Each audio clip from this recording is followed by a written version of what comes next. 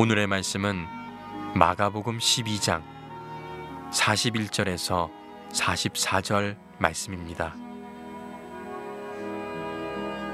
예수께서 헌금함을 대하여 앉으사 무리가 어떻게 헌금함에 돈 넣는가를 보실세. 여러 부자는 많이 넣는데 한 가난한 과부는 와서 두 렙돈 곧 한 고드란트를 넣는지라. 예수께서 제자들을 불러다가 이르시되 내가 진실로 너희에게 이르노니 이 가난한 과부는 헌금함에 넣는 모든 사람보다 많이 넣었도다. 그들은 다 그 풍족한 중에서 넣었거니와 이 과부는 그 가난한 중에서 자기의 모든 소유 곧 생활비 전부를 넣었느니라 하시니라. 아멘. 마가복음의 강해를 하면서 오늘의 전체적인 큰 주제는 한번 따라할까요? 화려한 포장의 불편한 진실. 현대 사회는 디자인의 시대입니다. 동일한 기능을 가진 제품일지라도 그 제품이 어떤 디자인을 입히느냐에 따라서 그 제품의 가치가 달라집니다. 어떤 색상, 어떤 모양, 또 어떤 색감, 어떤 재질, 뭐 이런 것에 따라서 가치가 많이 달라지죠. 동일한 공간에도 인테리어 설계에 따라서 공간의 활용도와 느낌이 전혀 달라질 수도 있고요. 또 동일한 매장이라도 제품을 어떻게 진열하고 배치하느냐에 따라서 매출이 또 달라지기도 합니다. 똑같은 옷이고 똑같은 액세서리랄지라도 누가 그 옷과 액세서리를 어떻게 하느냐에 따라서 그것들을 착용한 사람의 인상이 달라지죠. 그래서 이 평범한 진리를 기업들이 굉장히 빨리 흡수를 합니다. 그래서 요즘 기업들은 디자인 사고, 디자인 경영, 디자인 심리학, 디자인 혁신 이런 개념들을 기업들이 아주 적극적으로 활용을 하고 있습니다. 근데 이 디자인의 개념은 제품이나 공간에만 적용되는 게 아니라 우리 자신들에게도 얼마든지 적용이 되고 있죠. 이미 어떤 사람은 자신의 외모를 디자인하기 위해서 명품으로 치장하고 성형수술을 하는 사람들이 있습니다. 또 어떤 사람은 자신의 신분과 자격을 디자인하기 위해서 각종 스펙을 쌓는 사람이 있습니다. 그런데 사실 이 디자인이라고 하는 것이 우리 생활에 필요한 거긴 하지만 이 디자인이 주는 중요한 문제가 하나 있습니다.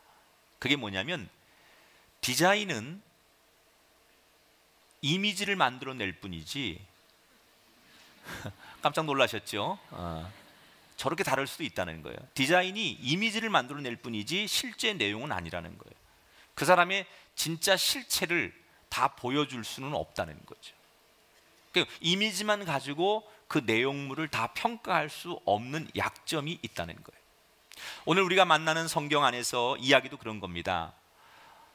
어떤 사람들이 있었는데 이 사람들은 자기 신앙을 디자인하기에 바빴던 사람들이에요. 그러니까 알맹이는 없고 겉포장에 치중을 했던 그런 사람들이 등장합니다. 예수님께서 과연 이 사람들에게 뭐라고 말씀하셨는지 그 이야기를 한번 들어보려고 합니다. 우선 겉포장이 내용물을 보장하지 않는다는 거예요. 지금 예수님이 서기관들과 논쟁을 벌이셨어요. 지난 시간에 보면 서기관들은 성경을 이렇게 적는 사람들, 그리고 성경을 가르치고 보급하는 사람들, 그게 서기관들이라고 했죠. 성경 박사들이에요. 근데 이 서기관들이 예수님에게 뭐라고 질문해요? 지난 시간에 이 성경 전체 중에서 제일 중요한 계명이 뭡니까? 이렇게 질문하잖아요. 성경은 다 사실 중요한 건데 사람마다 다 성경이 어떤 게 나에겐 더 은혜가 되고 어떤 것이 나에게 더 중요하다는 게 다 있지요. 그런데 그 중에 어떤 걸 제일 중요하게 여겨야 됩니까? 1등, 2등, 3등을 구분해 보십시오 라고 예수님께 좀 다소 악의적인 질문을 합니다. 그리고 그런 논쟁을 다 마친 다음에 예수님은 그런 터무니없는 질문만 하는 그 당시에 성경 박사들인 서기관들을 향해서 속빈 강정 같은 사람들이다라고 지적을 하셨습니다. 왜 예수님은 서기관들을 그렇게 질타하시고 형편없는 수준의 사람이라고 이야기하셨을까? 두 가지 이야기가 등장해요. 첫째는 이 서기관들이 그 당시에 성경을 가르치고 보급하고 해석하는 사람인 것은 틀림이 없지만 그들이 알고 있는 성경 지식이 너무나 허점투성이었다는 거예요.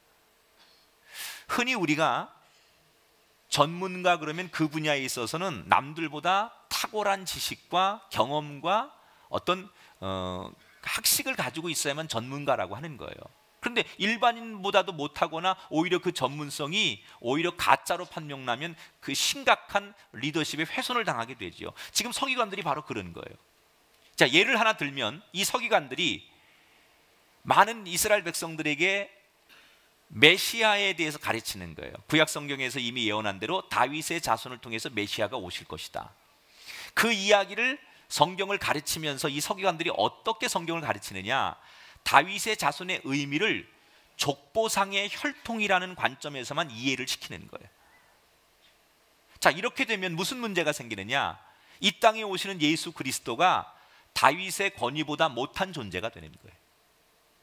그러니까 족보상으로 다윗이 조상이고 그 혈통을 통해서 낳고 예수 그리스도가 나는 거니까 다윗보다 예수 그리스도가 권위가 없는 존재로 소개된다는 거죠. 그런데 시편 101편에 보면, 시편 110편에 보면 다윗이 스스로 뭐라고 고백을 했느냐, 여호와께서 내 주에게 말씀하시기를, 그 말은 다윗 스스로가 그리스도를 주님이라고 불렀다는 거예요. 그러니까 다윗과 예수님은 비교할 수 없는 분이라는 거죠.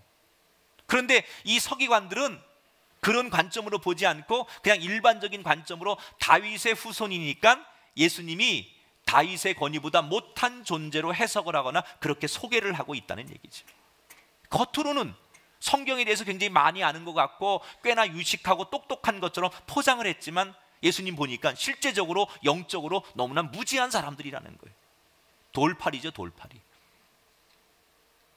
여러분, 학원 같은 데 가셔서 선생님이 진짜 돌팔이인지 아닌지를 확인하셔야 돼요. 어학학원이 가장 많이 몰려있는 강남에 가면 다 여러분 훌륭한 외국 선생님들이, 원어민들이 있다고 생각하지만 조사해보니까 실제로 그렇지 않다는 거예요. 강남의 유명한 어학학원 가운데 실제는 학력 위조는 물론이고 심지어 강력 범죄 전력을 지닌 원어민들이 상당수 많다는 거예요.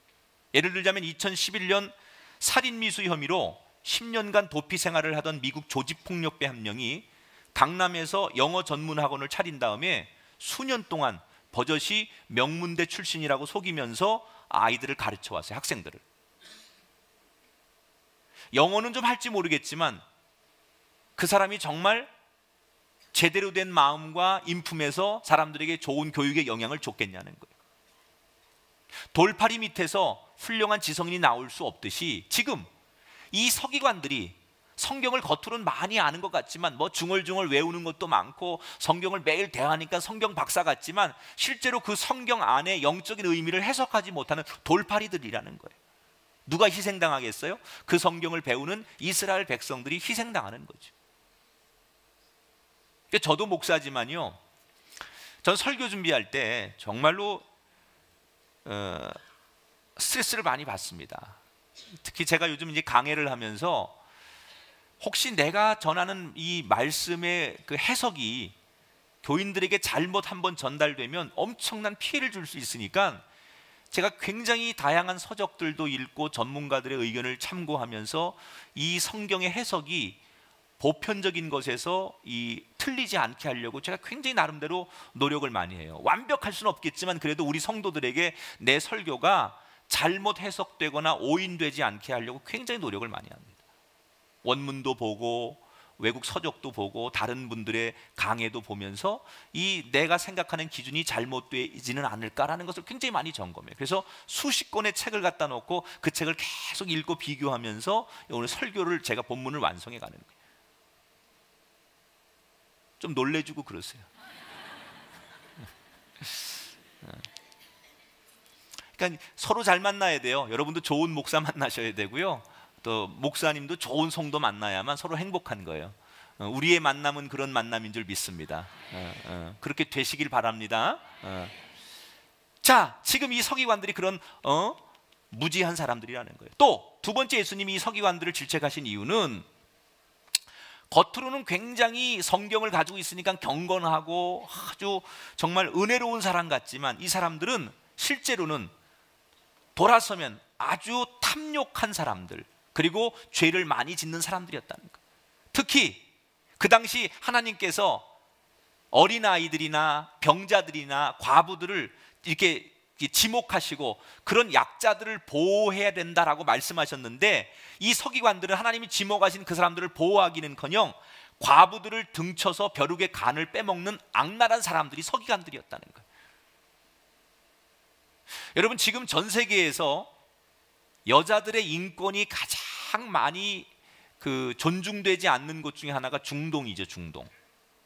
물론 저 미개한 아프리카라든지 아직도 그런 부족 국가들이 여성에 대해서 굉장히 그 인권을 말살하거나 존중하지 않는 데가 있지만, 그래도 보편적인 나라들 가운데 아시아나 유럽이나 북미나 여러 군데 이렇게 종합해 보면 가장 여성들의 인권이 존중되지 않는 곳이 중동 사회입니다. 그러니까 왜 그러느냐? 이 중동 사회는 철저히 남성 중심적인 사회예요. 그래서 최근에 우리가 이렇게 여러 가지 언론을 통해서 보도되는 걸 보면 여성들이 굉장한 어려움을 당해. 폭행도 당하고 예를 들어서 성적인 유린도 당하고 그러는데 이 법이나 정부가 그것들을 명쾌하게 보호해 주지 않는 거예요. 이건 과격한 이슬람 때문만이 아니고 그 지역 남성들의 사고방식 자체가 철저히 남성 중심적이기 때문에 여성들을 보호하지 않는 거예요. 자, 그런데 그런 중동 사회가 지금도 그런데 만약에 2000년 전으로 거슬러 올라갔다고 생각해 보세요. 지금 성경의 얘기가 2000년 전의 얘기 아니에요? 지금도 여성들을 그렇게 무시하고 보호해 주지 않는데 2000년 전에는 어떻겠냐는 거예요. 특히 남편을 잃고 홀로 그 가정을 지켜내는 그 여성들의 입장에서는 세상을 사는 게 쉽지 않았을 거라는 거예요.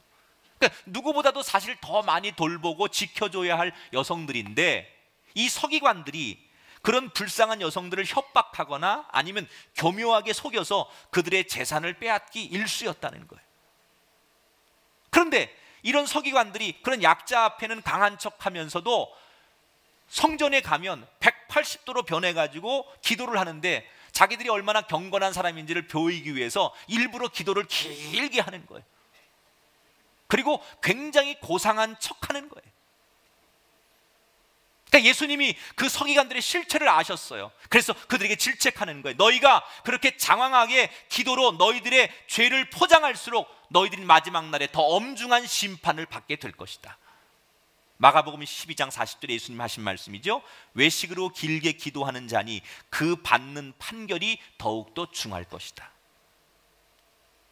사랑하는 여러분, 저는 이 이야기가 서기관들에게만 해당되는 얘기가 아니라고 생각해요. 저를 비롯한 우리 모두에게 주시는 하나님의 말씀이라고 생각해요. 정말 우리 자신은 이 서기관들에 비한다면 오늘 예배하는 우리들은 세상 사람들 앞에 어떻게 비춰질까? 세상에 나가서는 악랄하게 살고 누구보다도 타락하고 죄묻게 살다가 교회에 오면 거룩한 척, 사람들 앞에 내 자신이 은혜로운 척 그렇게 보이려고 애쓰는 서기관들은 아닌지, 혹시 사람들은 모를지라도 주님은 알고 계신다면 우리는 우리 자신을 어떻게 바라봐야 할지를 생각해 보자는 거예요. 자, 서기관들의 영적 문제점들을 이렇게 지적하신 예수님, 이제 예수님이 성전 안으로 들어가십니다. 자, 저를 보세요. 지금 이 마가복음의 이야기를 여러분하고 나누는데, 제가 지난주에 얘기했지만 이 마가복음이 뒤편으로 갈수록 예수님이 이제 예루살렘의 십자가를 앞두고 있기 때문에 굉장히 비장해요. 그래서 얘기가 딱딱하죠. 좀 이렇게 섬찟한 얘기들이 많아요. 그래서 이 마가복음의 전반부는 재미있는 이야기가 많지만 이 후반부로 갈수록 예수님이 비장하고 아주 정말 이렇게 결연한 그런 얘기들이 많기 때문에 이야기 스토리가 조금 딱딱할 수 있지만 굉장히 중요한 얘기예요. 지금부터는 그렇게 눈 감고 날 쳐다보지 마시고 똑바로 눈 뜨라는 얘기예요. 자, 예수님이 드디어 이제 성전 안에 들어가시는 거예요. 그리고 성전 안에서 이제 사람들이 막 들어오는데 뭘 이렇게 예수님이 관찰을 해요. 뭘 관찰하나 봤더니 사람들이 예배에 들어오면서 헌금을 하는데 어떻게 헌금을 하는지 예수님께서 관찰을 하시는 거예요. 그런데 이 당시에는요, 헌금함이 나팔 모양으로 생겼는데 미드나시에 보면 13개의 헌금함이 있대요. 13개의 헌금함. 그 헌금 함의 목적이 다 달라요. 어떤 헌금은 제사장을 위한 헌금이고, 어떤 헌금은 뭐 성전의 뭐 어떤 그 보수를 위한 헌금이고, 어떤 헌금은 뭐 이웃을 구제하는 헌금이, 이게 헌금의 목적이 다 달라요. 그럼 사람들이 들어오면서 헌금을 하는데, 이 당시에는 지금처럼 지폐가 없었어요. 모든 그 돈은 동전으로만 사용할 때요. 금이나 은이나 구리로 만든 동전을 씁니다. 그러니까 큰 통에다가, 나팔 같은 큰 통에다 사람들이 들어오면서 헌금을 하는데, 부자들은 당연히 많은 돈을 헌금하겠죠. 그런데 이게 동전이다 보니까 그 동전을 쏟아내면 부자들이 내는 헌금 소리는 어떤 소리가 들렸을까요? 촤. 호흡이 딸려서 못하는 거예요. 그 동전 들어가는 소리가 그냥 명쾌하게 소리가 날 거 아니에요. 그럼 사람들이 그 소리만 듣고도 헌금 많이 하는구나, 부자가 하는구나, 이걸 느낄 수 있는 거예요. 반면에 가난한 사람들이 헌금하면 어떨까요?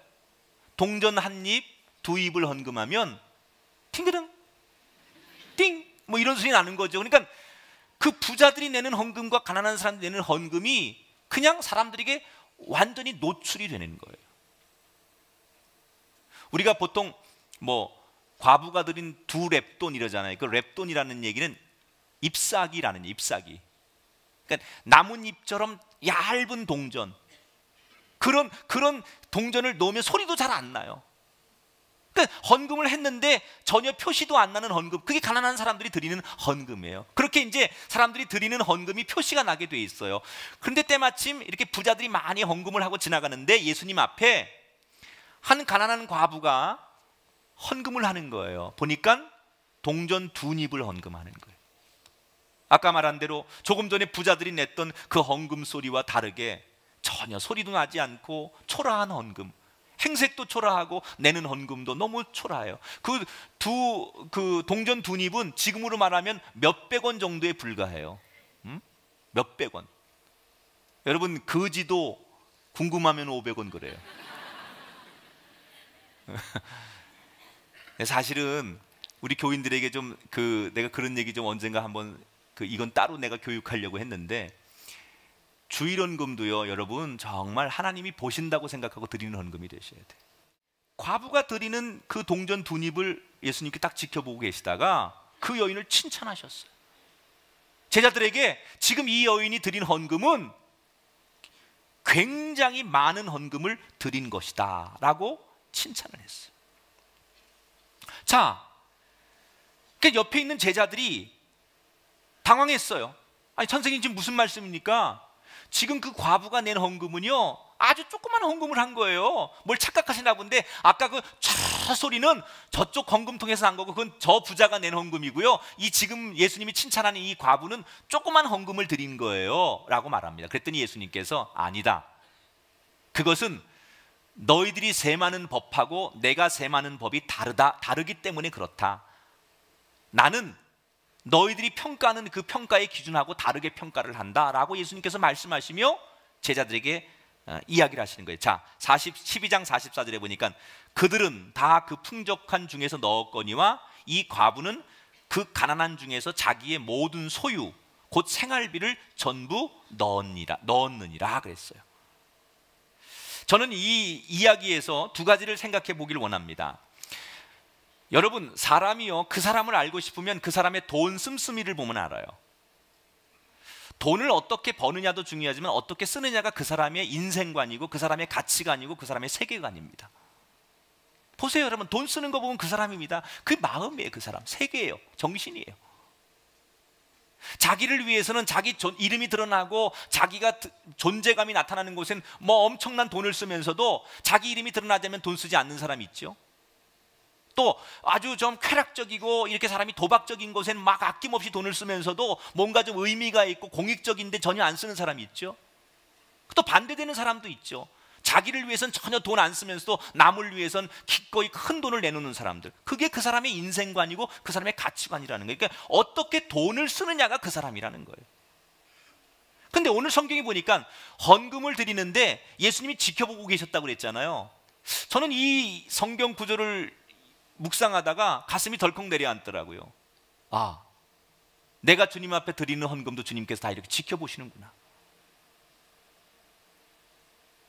우리는 아무도 안 본다고 생각해서 그냥 주머니에서 살짝 돈 꺼내서 우리 헌금을 드리지만, 사실은 예수님께서 우리가 드리는 헌금을 다 지켜보고 계신다면, 하나하나를 다 지켜보고 계신다면 우리가 어떤 마음으로 어떻게 준비해서 헌금을 드릴까라는 생각을 해봤어요.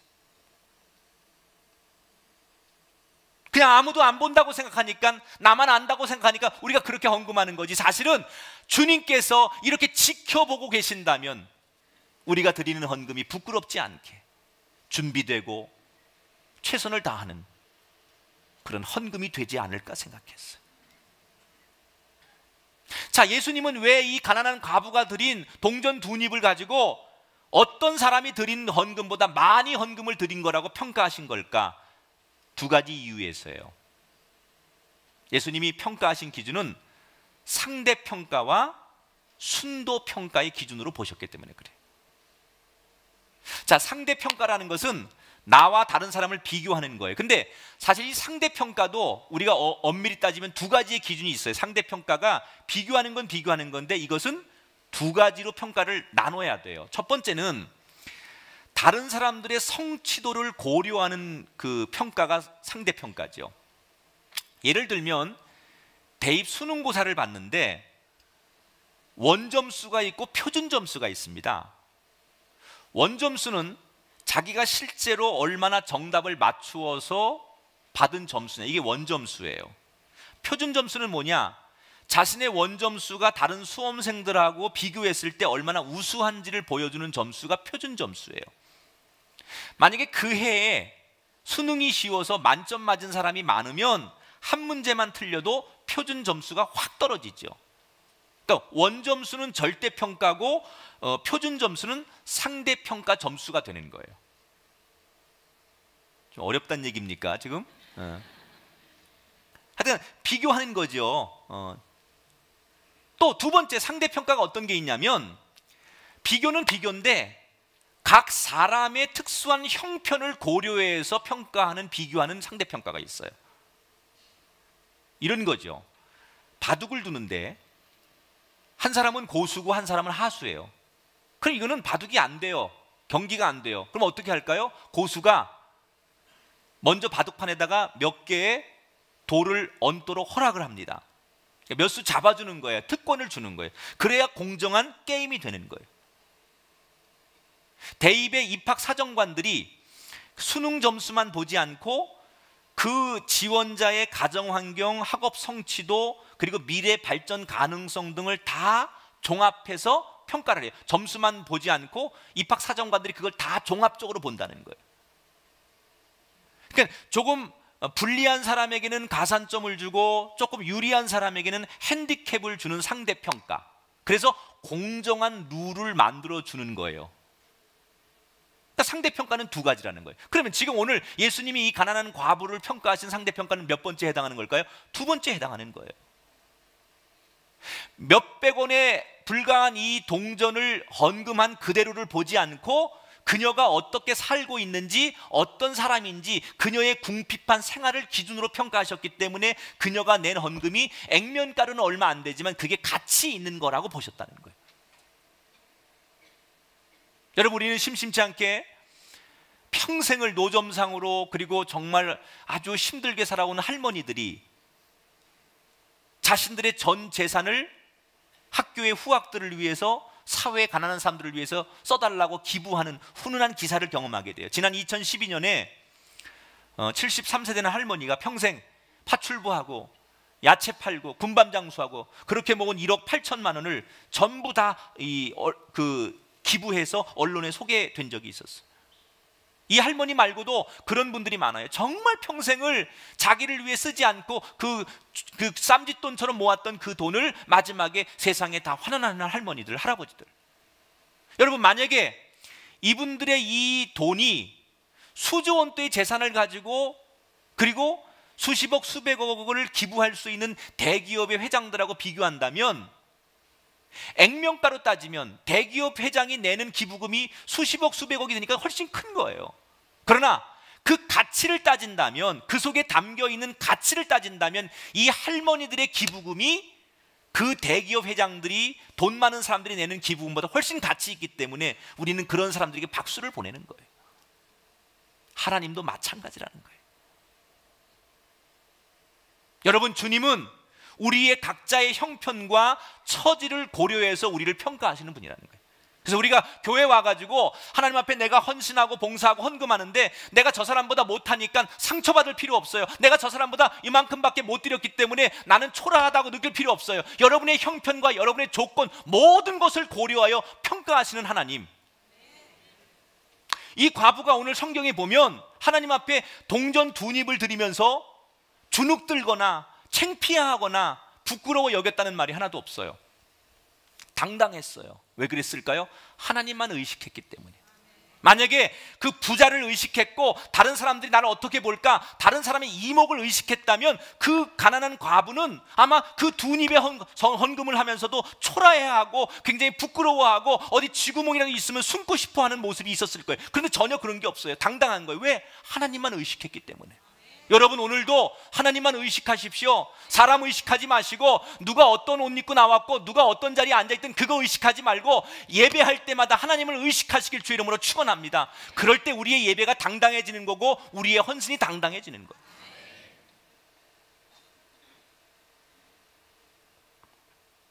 여러분의 형편, 여러분의 처지를 아신 하나님, 그 모습 그대로 최선을 다하시기를 주 이름으로 축원합니다. 또 하나, 예수님이 이 과부를 칭찬하신 이유는 처지에 맞는 상대평가를 하셨지만 또 하나 중요한 게 있어요. 따라합시다. 순도평가를 하셨기 때문입니다. 자, 그녀가 가난한 과부임에도 불구하고 헌금을 했기 때문에 칭찬받은 게 아니라 44절에 보니까 자기의 모든 소유, 곧 생활비 전부를 바쳤기 때문이다, 그렇게 나와요. 여기서 강조되는 것은 모든 것 전부라는 말이에요. 자, 이 얘기를 들으면서 어떤 분들이 얼굴이 하얘져요. 그러면 내 재산을 전부 다 팔아가지고 드려야만 나도 인정받는 건가? 그런 얘기가 아닙니다. 지난 시간에 제가 하나님을 사랑하되 어떻게 사랑하라고 예수님이 가르쳤습니까? 마음을 다하고 뜻을 다하고 힘을 다하고 목숨을 다해서 사랑하라. 같은 의미예요. 다시 말하면 이 과부는 자기 마음속에 불순물이 전혀 없는 순도 100%의 신앙을 가지고 예수님께 헌금을 드렸다는 거예요. 하나님께 헌금을 드렸다는 거예요. 금이라고 다 금이 아니에요. 14K, 18K, 보통 22K 이렇게 나누잖아요. 14K는 58% 정도의 순도, 그 다음에 18K는 75% 정도의 순도, 그리고 22K는 99.99%의 순도를 가지면 그게 정해지는 거예요. 똑같은 질량일지라도 그 순도의 그 차이에 따라서 가격이 결정되는 거예요. 무게는 똑같은데 겉만 도금을 한 금하고 그 안에가 순도가 100% 금인 거하고는 가치가 다른 거예요. 저는 우리의 모습이, 우리의 신앙도 그렇다고 생각해요. 하나님 앞에 나와서 우리가 오늘도 예배하고 봉사하고 여러 가지를 하지만 마치 가짜 참기름이 냄새는 그럴듯하지만 속에는 불순물이 잔뜩 있는 것처럼 우리가 겉으로는 다 똑같은 신앙인인 것 같고 우리 겉으로는 다 좋은 신앙인 것 같지만 그 속에 하나님이 우리의 중심을 보시고 우리의 삶을 보면 감히 하나님 앞에 내 믿음이 온전한 믿음이고 하나님 기뻐하실 만한 믿음이 아니라고 하는 것을 가지고 있는 사람들이 많다는 얘기예요. 오늘 이 서기관들처럼 사람들 앞에서는 거룩한 척하고 길게 기도하면서도 뒤에 돌아가면 아무도 안 보는 곳에서는 그 불쌍한 과부들의 등을 치며 사악하게 사는 이 협작꾼들처럼 우리의 신앙이, 오늘 내가 교회에서 어떤 직분을 가지고 있느냐, 어떤 위치에 있느냐, 이게 중요한 게 아니라는 거예요. 반면에 오늘 말씀이 가난한 과부같이 겉으로는 너무 볼품이 없고 가치가 없지만 하나님으로부터 네 믿음이 진짜다, 이렇게 순도 100%의 정금과 같은 믿음을 가질 때 우리가 하나님 앞에 오늘 예배에 성공하는 거고 우리의 믿음이 인정을 받는다는 거예요. 내 믿음이 크도다라고 하는 얘기는 교회를 오래 다녔기 때문에, 목사나 장로기 때문에 그런 것이 아니라 정말 볼품없고 초라하고 사람들이 우리에게 주목하지 않는 그런 모습을 지녔을지라도 그 마음만큼은 하나님을 온전히 향하여 예배하고 찬송할 때 바로 그 믿음이 기적을 일으키는 믿음이 되는 거고 그 믿음이 하나님 기뻐하시는 믿음이 된다는 거예요. 우리는 어느 편을 선택하겠습니까? 겉포장은 화려하지만 속에는 불순물로 가득 차 있는 인생을, 값없는 인생을 사시겠습니까? 아니면 겉은 좀 투박해도 순도 100%의 가치 있는 인생을 사시겠습니까? 기억하십시오. 하나님의 평가는 상황을 고려하는 상대평가이자 순도의 평가를 하시는 분이라는 거예요. 그러니까 우리가 전혀 주눅들 거 없어요. 내 모습 이대로 최선을 다하면 여러분의 믿음이 큰 믿음이 될 수 있고 여러분이 인정받는 그런 신앙이 될 수 있는 줄 믿으시기 바랍니다. 자, 지금 예수님이 하시는 얘기는 뭐예요? 겉에 이 화려함 이런 것을 중요하게 여기고 외형적인 거 이렇게 중요하게 여기지 말고 내면의 상태가 더 중요하다라는 것을 지금 계속해서 예수님이 강조하는 거예요. 그 가르침을 지금 서기관들에게도 가르치고 많은 군중들에게도 가르치지만 특별히 예수님의 제자들에게, 예수님을 따르고 있는 제자들에게 예수님은 지금 십자가의 죽음을 앞두고 마지막 가르칠 수 있는 좋은 진리를 다 가르치는 거예요. 그럼 제자들이 잘 받아들여야만 진도가 나가는데 이 제자들은 진도가 늦어요. 뭘 가르치면 잘 받아들여야 다음 진도로 나갈 거 아니에요. 여러분처럼 지금 그런 눈으로 보면 내가 마가복음을 못 끝낸다니까. 예수님 급해요. 지금 시간은 없는데 이 제자들이 뭘 가르치면 아멘 아멘 그리고 또 변하고 또 다음 진도로 나가야 되는데 계속 다람쥐 쳇바퀴 돌듯 헛소리 하는 거예요. 지금 이렇게 엄청난 진리를 가르치고 예수님께서 드디어 이제 성전에서 빠져나오시는 거예요. 근데 그 예수님을 따르는 제자 가운데 한 명이 아까부터 계속 성전을 위아래로 쳐다보면서 와, 이 대리석 좀 봐. 이 기둥 좀 봐. 그리고 이 예루살렘 성전의 화려함과 규모에 놀라는 거예요. 그 당시 예루살렘 성전은 예수님을 죽이려고 했던 헤롯 대왕이 원래 있는 성전을 중축하려고 시작을 한 지 50년 동안 공사가 진행 중이었어요. 아무리 건축 기술이 지금만큼 발전하지 않았을지라도요, 이미 있는 성전을 중축하기 위해서 50년 동안 이 성전 공사를 진행했다는 얘기는 그 규모가 엄청나다는 얘기예요. 갈릴리 저 촌것들, 예수님 제자들은 다 그런 사람 아닙니까? 저 시골에서 이런 건물 한 번도 보지 못한 이 제자들이 예루살렘이라는 큰 도시에 와가지고 어느 날 예수님 따라가서 보니까 성전이 엄청나거든요. 이게 뭐요 이게? 이런 데서 예배하면 진짜 좋겠다. 와, 뭐 이러고 막 깜짝깜짝 놀라는 거예요. 지금 예수님은 서기관들의 그 외형주의를 지적하고 그 헌금하는 것 속에 진짜 가치가 무엇인가 중요한 것을 가르쳐 주셨는데 제자들이 그 얘기 다 듣고도 아직도 성전 빠져나가면서 우와 이런 데 살면 얼마나 좋을까 이러고 있다는 거예요. 그러니까 예수님께서 그 성전의 규모에 놀라하는 그 제자들에게 뭐라고 말씀하십니까? 12장 44절에 보니까 아닙니다. 죄송합니다. 13장 2절에 보니까 내가 이 큰 건물을 보느냐 돌 하나도 돌 위에 남지 않고 다 무너뜨려지리라. 너희들이 이렇게 놀라고 부러워하는 이 웅장한 성전이 순간적으로 다 박살날 것이다 라고 예언을 하십니다. 그리고 이 예수님의 예언은 그 후 40년이 지난 뒤 기원 후 70년의 말씀대로 이루어집니다. 진짜로 그 성전이 다 무너져 버립니다. 여러분, 저는 성경을 보면서 의문을 하나 갖게 됐어요. 이 세상에 존재하는 고대의 많은 신들과 비교할 때 성경이 소개하는 하나님은 참 특이한 분이에요. 왜냐하면 어떤 신들도 자기를 경배하고 예배하는 신전을 자기 스스로 부수고 깨트리는 분은 없습니다. 그런 신은 없어요. 그런데 만왕의 왕이시고 뭐 정말 절대 신이신 하나님은 당신을 예배하고 당신을 경배하기 위해 만든 신전을 스스로 부시는 분이 하나님이에요. 구약 성경에 보면 솔로몬이 만든 황금으로 지은 성전도 무너뜨리셨죠. 그리고 오늘 성경에 그 후에 600년 후에 헤롯 대왕과 그의 후손들이 확장하던 성전도 박살내시겠다고 말씀하셨어요.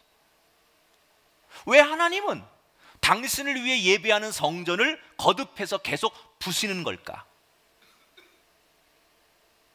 그것은 하나님의 주된 관심은 건물이 아니라는 얘기예요. 얼마나 그 건물이 웅장하고 화려하든 간에 하나님에게는 성전 건물 자체가 중요하지 않다는 얘기예요. 그럼 하나님의 관심은 어디 있느냐? 그 성전에 모여서 예배하는 사람들이 하나님의 관심이라는 거예요. 성전은 그냥 어떤 내용물을 담는 그릇에 불과한 거예요. 그 그릇의 가치는 그 그릇 안에 무엇을 담느냐가 그 그릇의 가치지, 그릇이 좋고 화려하기 때문에 그릇이 가치가 결정되는 게 아니라 그 내용물이 뭐냐. 하나님의 관심은 이 건물에 있지 않다는 거예요. 교단에 있지 않다는 거예요. 이곳에서 예배하는 저와 여러분이 하나님의 관심이라는 거예요. 우리가 좋은 믿음으로, 훌륭한 믿음으로 온전하게 신령과 진정으로 예배하면 이 교회도 인정받는 거예요. 그러나 아무리 좋은 예배당을 졌을지라도 우리 예배가 형식적이거나 우리가 가식적이거나 세상에 살면 우리가 똑같은 삶을 살지 않고 여전히 우리가 남들에게 보이기 위해서 오늘도 이 주일 예배를 드리고 여기 모여서 그렇게 막 쇼맨십으로 예배를 드리는 예배라면 이 성전 자체가 아무리 화려하고 아무리 유명한 교회일지라도 하나님이 인정하지 않는다는 얘기예요. 그러므로 성전은 저와 여러분이에요. 우리가 중요한 거예요. 내가 어떤 마음으로 예배하고 어떤 마음으로 하나님을 경배하느냐가 하나님의 관심이기 때문에 저와 여러분이 이 성전을 구성하려면 한 모퉁이 돌이 되어서 우리가 어떻게 살아야 될지에 대한 방향을 정해야 된다는 거예요.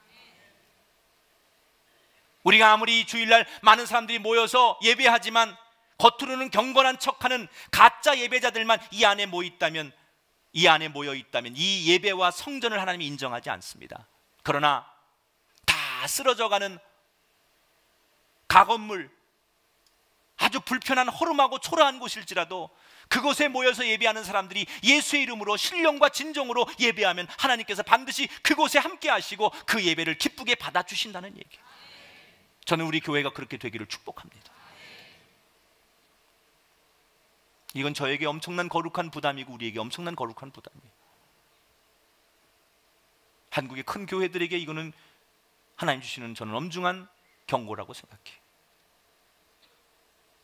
성전에 모인 사람들이 하나님 앞에 인정받지 못하게 되면 아무리 화려하고 웅장해도 폐기 처분될 수밖에 없는 쓰레기 취급을 당하게 된다는 거예요.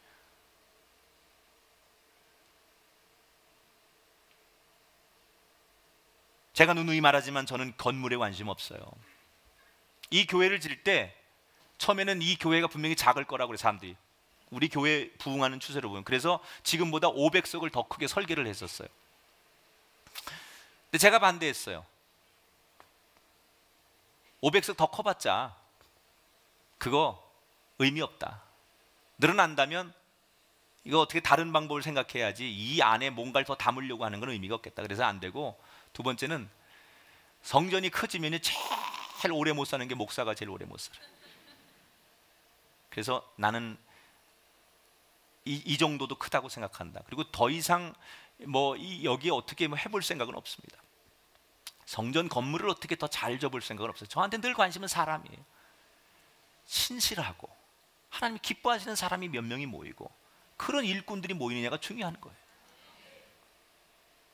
여러분, 우리가 뭐든지 핵심 가치를 놓치면 안 돼요. 주객이 전도되면 안 돼요. 최근에 신간 서적 가운데 그 채식의 배신이라는 책이 하나 나왔어요. 나온 지 얼마 안 됐는데 이 책을 제가 좀 읽어보니까 이 저자가 20년 동안 채식주의로 산 사람이에요. 그러니까 자기는 이 채식주의가 주는 진리를 믿고 20년 동안 그렇게 살았던 사람인데 이 채식주의자들의 허구를 폭로한 책이에요.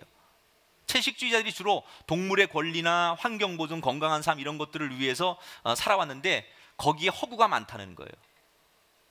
오히려 문제를 더 악화시키기도 하고 맹목적인 채식주의 뒤에는 거대한 식품 산업의 탐욕이 있다는 거예요.